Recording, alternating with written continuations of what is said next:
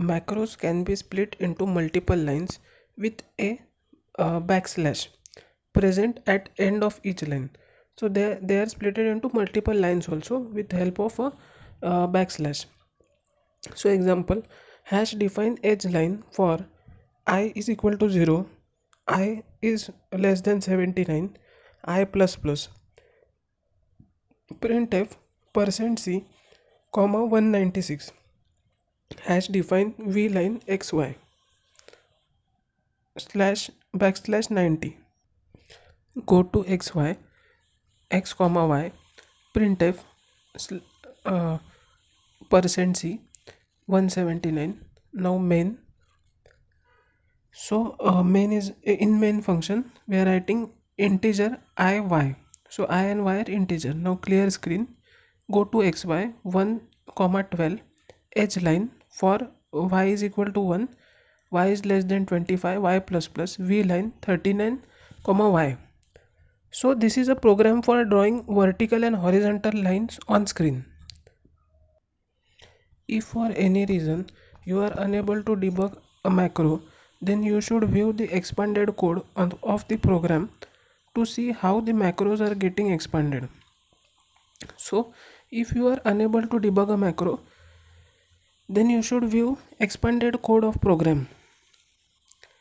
If your source code is present in the file pr1.c, then the expanded source code would be stored in pr1.i.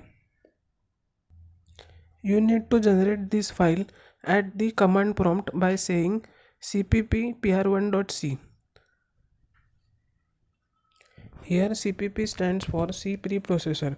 It generates the expanded source code and stores it in the file called pr1.i. Note that the file pr1.i gets generated in c/tc/bin directory. So this file is stored in a certain directory by default. Now macros versus functions. In a macro call, the preprocessor replaces the macro template with its macro expansion in a stupid, unthinking, literal way. As against this, in a function call, the control is passed to a function. So against this, in a function call, the control is passed through a function. This brings us to a question when it is best to use macros with arguments and when it is better to use as a function. Usually macros make the program run faster but increases program size, whereas functions make program smaller and compact.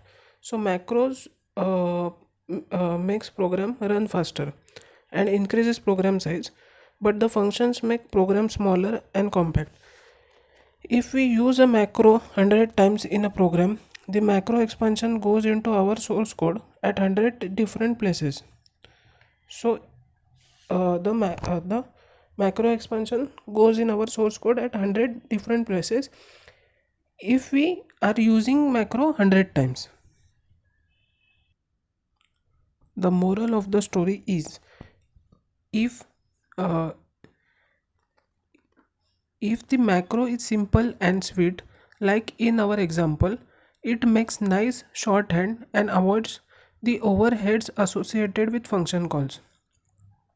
So if macro is simple and sweet, then uh, then it avoids overhead associated with function calls.